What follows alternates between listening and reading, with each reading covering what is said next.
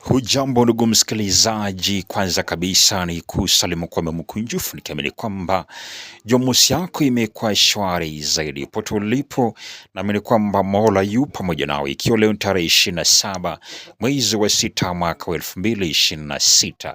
Pote ulipo ndugu msikilizaji, wewe ni mwanafunzi, nafahamu kwamba idadi kubwa ya wanafunzi wapo nyumbani kwa likizo fupi, yani wengi wanavyoita kwamba half term, na pia walimu pia mpo nyumbani hivi sasa. Wewe umebarizi nyumbani, huenda kuna kazi ambayo unamsaidia mama au mzazi yule, gulamu yote yule ambaye unaishi pamoja naye. Hii leo kudra zake Mwenyezi Mungu ndani ya Usula Media tunakuja na kipindi bomba zaidi, kipindi ambacho kinakuza lugha, kukielewesha ama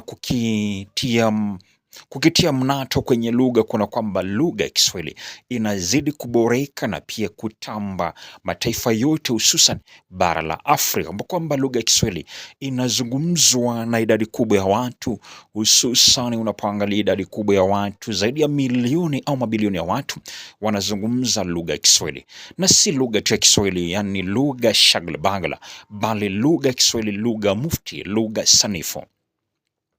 Hilo kudra zake Mwenyezi Mungu, natumai pote ulipo umeketi kitako pembeni pale sebuleni, wewe unapata kiamsha kinywa ama staftai langu, naamini kwamba Mola amekujalia na mwanako, wewe ni mzazi, mwanafunzi, leo unaifahamu kwamba bado mpo nyumbani likizo, wewe litaweza kukamilika ifikapo Jumatatu pale.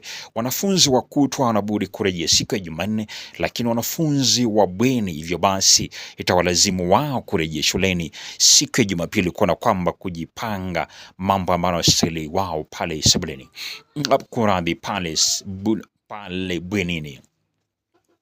Hii leo kwa kudra zake Mwenyezi Mungu nimekupambia, taka tuangazie kuandika, na si bora kuandika yani makala kama vile unavyofahamu. Taka leo tuangazie kuandika insha, kwa kwamba wanafunzi wengi wanaogopa kuandika insha. Unapoangalia hivi sasa mtaala wa umilisi wa CBE unaangazia grade ya 6 kwenye mtihani wao wa mwisho. Ule mtihani bila shaka hakuna mwanafunzi kuandika insha, japo kwamba walimu hujituma kama vile mchwa wajengao fanya kazi kwa bidii kujenga kichugu kwao kwa mate. Walimu hujizatiti kama vile wao kuna kwamba wanatilia mkazo kwenye kuandika insha pale darasani, lakini fikapo kwenye mtihani wa kitaifa KPSEA, Kenya Primary School Education Assessment, wanafunzi hawa wanabudi hata hawezi kutahiniwa kuandika insha yoyote kama vile barua ya kirafiki, barua rasmi, wanafunzi ama insha yote vile kama vile insha mdokezo, insha ya msimulizi, wanafunzi bila shaka watahiniwi. Lakini leo nataka tuangazie mpangilio maalum katika kuandika insha. Nataka tuangazie, je, insha nini? Utangulizi nitaanza hivi. Insha ni mtiririko wa mawazo ya mwandishi kuhusu jambo fulani. Endapo mwandishi ana hisia, ana mawazo ambayo yalipangika yakapangika vizuri, ambayo ameyapanga na yakapangika vizuri, anabudi kuandika insha kwamba ni mtiririko wa mawazo ya mwandishi kuhusu jambo fulani. Nakumbuka endapo ni mwanafunzi akitaka kufadafu katika mtihani wa Kiswahili, ni sharti awe na uwezo wa kujieleza kikamilifu kwa lugha sanifu. Kumbuka, kujieleza kwa lugha sanifu si kwamba lugha ya kubuni kama vile wengi wanavyoita misimbo ama misimu, yani lugha mbaya huja kwa ghafla na kutoweka, shengi, jinsi wengi wanavyoita. Kwa lugha sanifu ayatayarishe mawazo na hisia zake kikamilifu kwa njia nzuri, azitumie fani na misamiati inavyofaa, akijaribu kuvifanya vyote hivyo kuchangia mada na maudhui yaliyodhamiriwa. Yategemea mwanafunzi anaandika insha kuhusu ama mada ambayo amepewa. Hivyo basi anastahili kupanga hoja zake ziweze kuwa na mtiririko, kutuonyesha mwanzo wa kisa hadi tamati, si kupanga hoja shagala bagala pasipokuwa na mpangilio. Ni sharti mwanafunzi ajiandae sawasawa katika kuandika insha bora yenye mvuto na mnato itakayompa alama za juu. Utaratibu katika uandishi wa insha. Mwanafunzi asome maelezo au maagizo aliyopewa kwa makini. Mwanafunzi achukue dakika chache kufikiria kisa kizuri kinachoambatana na maelezo aliyosoma au mada aliyopewa.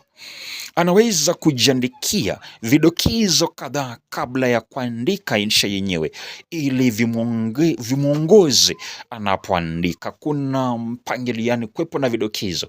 Endapo ni insha, unapangilia vidokezo vya kwako kwamba aya kwanza itabeba vipi, aya tatu na aya pili, hivyo mtawalia. Anaweza baada ya kuandika abuni kichwa mwafaka kinacholingana na maelezo yenyewe, na hakikisha kuwa kinabana maudhui ya insha au kwa ujumla.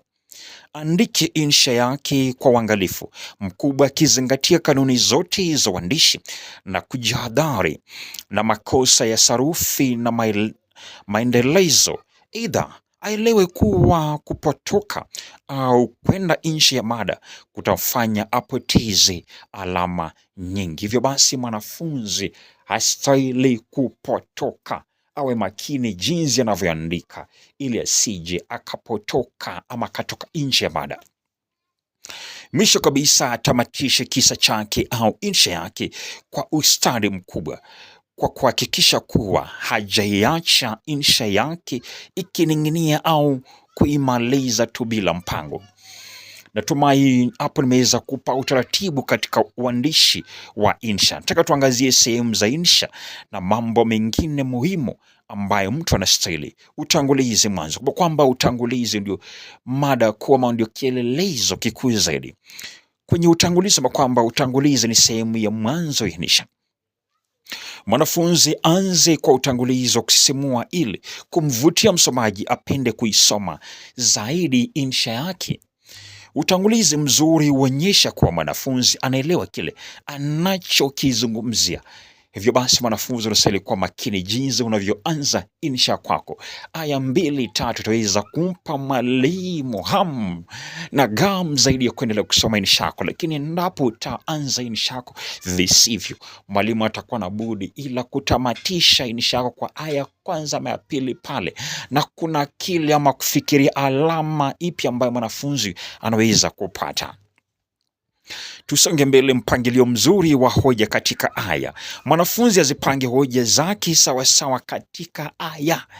Hapo tamati naangalia kwanza, tuna vile kama vile kila aya iwe na wazo kamilifu au hoja zinazohusiana. Mawazo yatiririke vizuri ili yalete maana iliyodhamiriwa. Ili mwanafunzi anastahili kuwa makini. Mpangilio mzuri wa hoja katika aya. Hoja zako unastahili kuzipanga vyema kwa kila aya ili kuleta mtiririko inayodhaminiwa. Tuangazie muundo wa sentensi. Sentensi ziandikwe kwa uangalifu kwa kuzingatia sarufi. Ajaribu kutunga sentensi fupi zenye kuichangia dhamira kuu vizuri. Pia zingatie sentensi zenye miundo tofauti. Sentensi zako zinastahili kubeba maudhui na kuleta maana, dhamira kuu katika uandishi wako, ili kumpa anayeandika ama atakayesoma mada mzuri ama muda mwafaka ya kuweza kuendelea katika uandishi wako, usomaji wa insha yako. Tuangazie sarufi na maendelezo. Mwanafunzi azingatie kanuni zote za sarufi katika utunzi wake, kwani hicho ni kiungo muhimu kitakachofanya insha yake ieleweke bila matatizo. Baadhi ya vipengele vya sarufi vinavyofaa kuzingatiwa kwa makini ni uakifishaji, maendelezo sahihi ya maneno ngeli na vipengele vingine muhimu. Ajaribu kuliandika kila neno jinsi linavyofaa. Turekebishe makosa ya sarufi. Aelewe matumizi ya nyakati kulingana aina ya kisa anachoandika. Nyakati, tenses, tuna wakati uliopo, wakati ujao, wakati uliopita, wakati timilifu na wakati mazoea yapo kama vile. Tuangazia hati au mwandiko. Kumbuka anayekwenda kusoma insha yako ni mwalimu, na tujui huenda ametoka nyumbani, hali yake imekuwa vipi. Endapo imekuwa mbaya zaidi, itategemea na mawazo yake. Endapo atakuwa na ile hisia nzuri, ataweza kusoma insha yako hadi tamati. Na ikiwa nyumbani amekwaruzana, wamegorofishana mkewe au na mume wake, endapo atakuwa na hisia nzuri, hivyo basi insha yako hataweza kuisoma inavyofaa. Tuangazie hati au mwandiko. Mwanafunzi hakikishe kuwa hati yake ni safi na yenye kumvutia msomaji. Maneno yasomeke vizuri bila shida yoyote. Achonge kila herufi sawa sawa. Hati isiyosomeka vizuri humtatiza mtahini na kumpotezea mwanafunzi alama. Hivyo basi ni vyema kuzingatia mwandiko hati. Boresha mwandiko ili uweze kupata alama bora. Tuangazie kiwango cha lugha. Mwanafunzi atumie lugha fasaha inayoeleweka bila kuigaiga tu. Lengo la kuandika insha ni kueleza jambo fulani, kwa hivyo ni vyema aeleweke. Asijipachike tu misamiati. Usije ukazipachika tu misamiati. Atumie maneno anayoelewa barabara. Mwanafunzi atumie misamiati unaoambatana vyema na mada. Atumie fani mbalimbali za lugha ili kufanya insha kuwa ya kuvutia. Tuangazie urefu. Urefu wa insha pia inaleta hoja zaidi. Insha lazima ilingane na maagizo ya mtahini. Isiwe fupi na isiwe ndefu sana. Insha inafaa kuwa na urefu usiopungua ukurasa 1.5. Hivyo basi wewe ni mwanafunzi, kwa ange jinsi unavyoandika insha yako. Kumbuka, ini kumbukumbu ya NITAS. Kumbuka, ili mwanafunzi aweze kuandika insha bora ni lazima afanye juhudi kubwa kuzingatia mambo mengi tofauti. Hata hivyo tumejaribu kuiangazia kwa kina yote hayo na tukaibuka na hoja 3 muhimu za kumfaa mwanafunzi katika hali hiyo. Nazo ni kuielewa sarufi sawasawa na mapana na marefu. Ajifunze na kuelewa ngeli na viambishi vyake kikamilifu na matumizi yake sambamba na vipengele vingine vya lugha kama vile vumishi, viwakilishi, virejeshi na kadhalika. Pili, kufahamu jinsi ya kuitawala kila sehemu ya insha kwa kuelewa muundo wake pekee, pamoja na kujifunza jinsi ya kulenga maudhui moja kwa moja bila kupotoka. Daima asome, elewe na kufuata maagizo yote yanayopewa na mtahini. Tuangazie aina tu kwa kiduchu aina za insha. Kwa mujibu wa silabi, kuna aina zifuatazo za insha katika darasa la 7. Insha ama gredi ya 7 na madarasa mengine. Insha kama vile insha za barua, insha za maelezo, kuelezea kisa, insha za mdokezo au kudokeza, insha za medali, tunazo insha za hotuba, insha za mazungumzo, insha za mjadala na insha ya masimulizi. Tuna insha ya barua, tuna barua ya waraka, kwamba tuna barua aina 2, tuna barua ya kirafiki na barua rasmi. Hivyo basi mwanafunzi anastahili kuwa ange na kujua ni kipi ambacho anakwenda kuandika kwenye insha ile ambayo amepewa. Tuna insha masimulizi. Insha masimulizi ni insha ambayo utahini uwezo wa mwanafunzi kusimulia mambo ama kusimulia kisa. Hiyo ni insha ya masimulizi. Tuangazie insha za maelezo au wasifu. Kwa kwamba insha ya maelezo au wasifu imhitaji mwanafunzi kutoa maelezo kinagaubaga kuhusu mtu au jambo fulani analolielewa kwa undani zaidi. Tuangazie insha za dondoo au mdokezo. Katika insha za aina hii, mwanafunzi hupewa kianzio cha insha, kisha anahitajika aendeleze au kupewa kimalizio fulani, kisha anaelezwa atunge kisa kinachoishia kwa mstari huo au maneno hayo. Tamati, insha za methali. Insha methali husisha visa vinavyotumia methali kama vile kianzio, kimalizio au mada teule. Tusonge mbele. Kama vile unaweza pewa mada Mwenda Pole Haji Kwai, Mwanatenzi na Omar Jio Ningamari.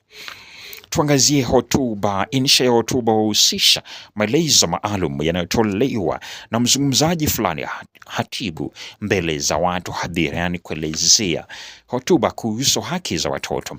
Andika hotuba ya afisa kutoka katika idara ya haki za watoto akihutubia wananchi kuhusu umuhimu wa haki za watoto. Mwisho kabisa tuna insha za mjadala au mdahalo, pia huitwa insha za mdahalo. Katika insha hii mwanafunzi hupewa mada fulani kisha kutakiwa aiunge mkono kisha atoe hoja za kupinga. Kazi za kuajiri ni bora kuliko kazi za kuajiriwa, yani mjadala, mahojiano.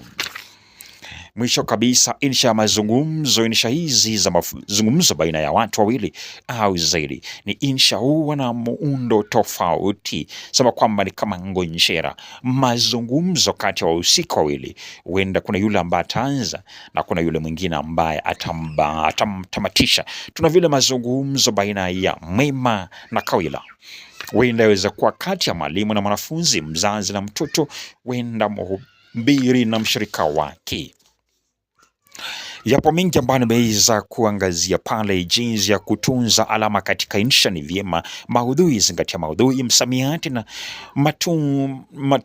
na matumizi yake. Alama 12 pale. Tuna mpangilio na mtindo wake, tuna mtiririko na mshikamano. Hivyo basi kumbuka, ni vyema mtainiwa azingatie uandishi wa anavyoandika ili asije akapoteza alama.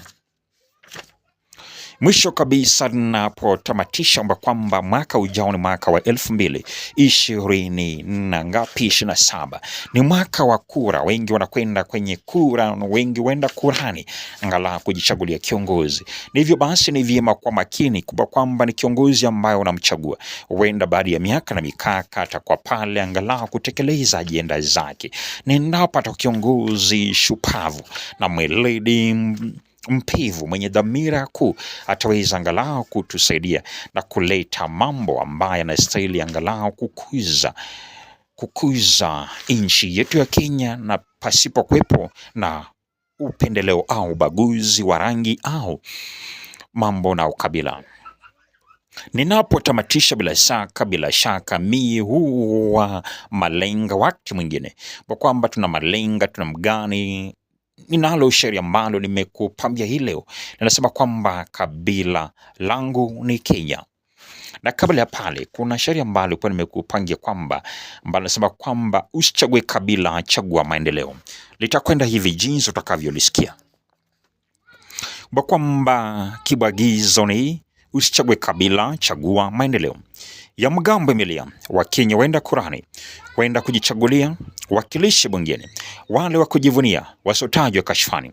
Usichague kabila, chagua maendeleo. Kwa miaka na mikaka ukabila umetuteka, tumekuwa vibaraka wa wabunge kwa hakika. Tusahau shabuka majuzi yalotufika. Usichague kabila, chagua maendeleo. Tuendapo uchaguzini, tuchague kwa makini.